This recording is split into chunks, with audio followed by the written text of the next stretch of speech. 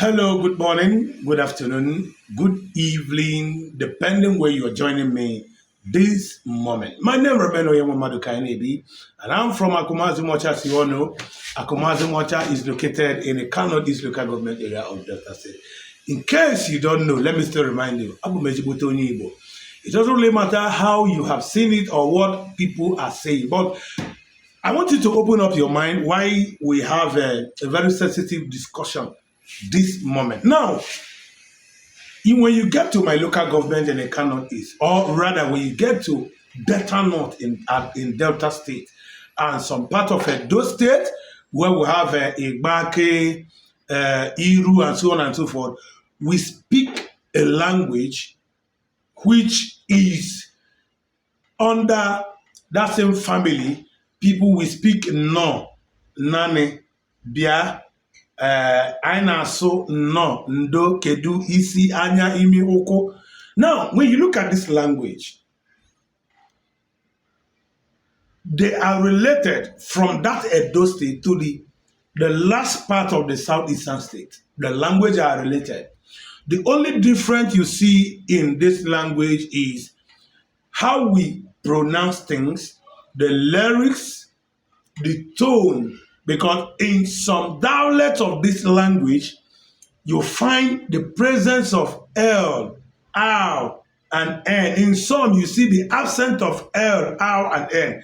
That is what makes it dialect. So we speak the same language, but dialectical, differently because proximity and distance actually affect language affect our language. You see, Agbo, their pronunciation when they are pronouncing making sentence, the way they pronounce things doesn't go well with the way how did I put it, the umule they pronounce things, and the way umule they pronounce things doesn't align with the way Igbodo pronounce things. The way Igbodo pronounce it doesn't go well with the way Aniocha.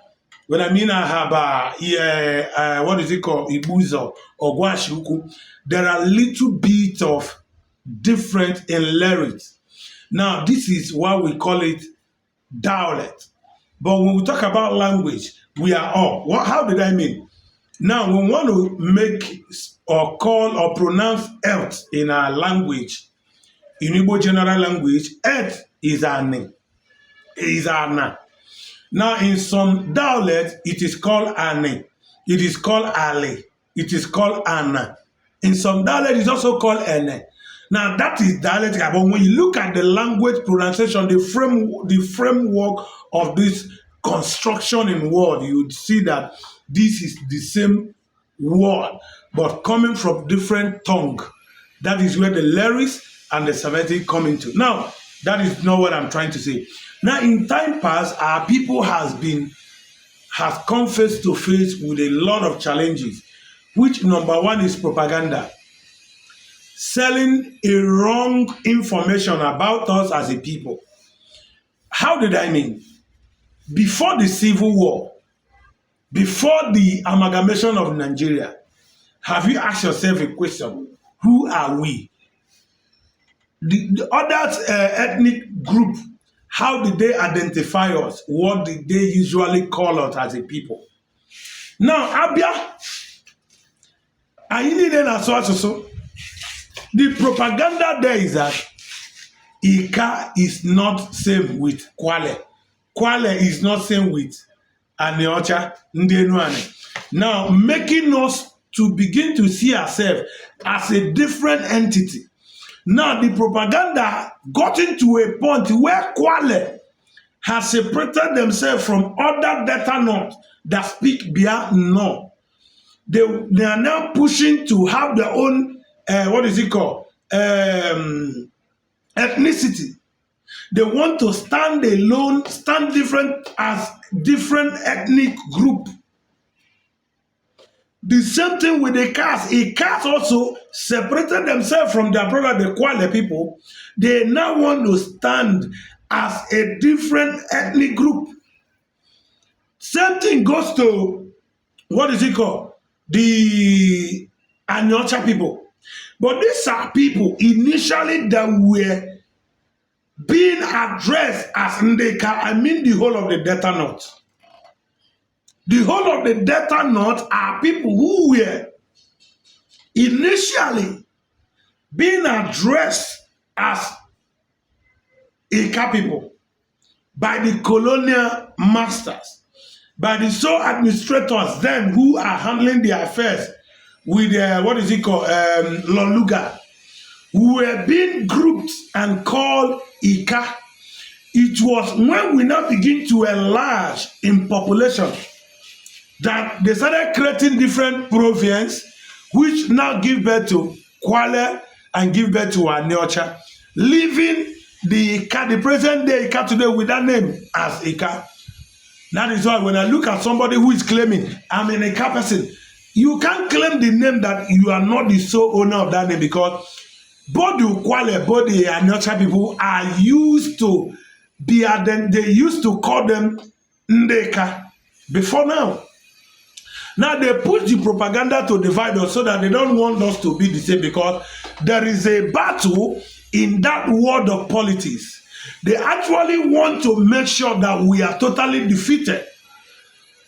They want to make sure that we are totally what? Defeated. And the only way they could achieve that is to make sure that they divide us against ourselves. And one of the funniest things among all what we are saying is that looking at some men and some women who are coming up to align with with that devilish propaganda about themselves, who say Ika is not an Igbo ethnic group, who said, and who is the person who is saying it, that Aniocha, in short, Delta North, that they are not Igbo. If you are from Delta North and you are still buying into this devilish idea and propaganda, let me remind you, in case you've forgotten, that the reason why they are pushing that propaganda is that because they don't want you to move ahead, to go further than where you are politically. They want you to keep remaining, they want you to keep on being minority. Yes, they want you to remain minority,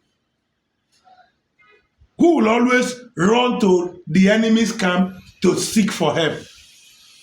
It cannot be Igbo, but it cannot be Igbo. Kwale no be Igbo, but Kwale na Igbo. Anyocha no be Igbo, but Anyocha na Igbo. These are things you need to look into.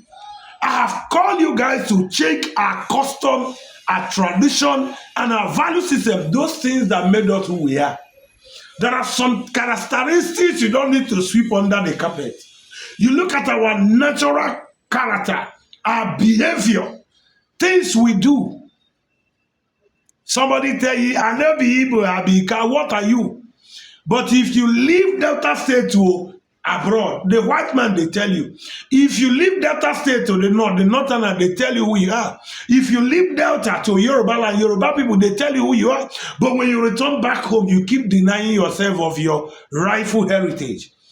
And even what you are doing, I don't know what you stand to achieve, politically or non-politically. What is that you stand to achieve by denying yourself of your true identity?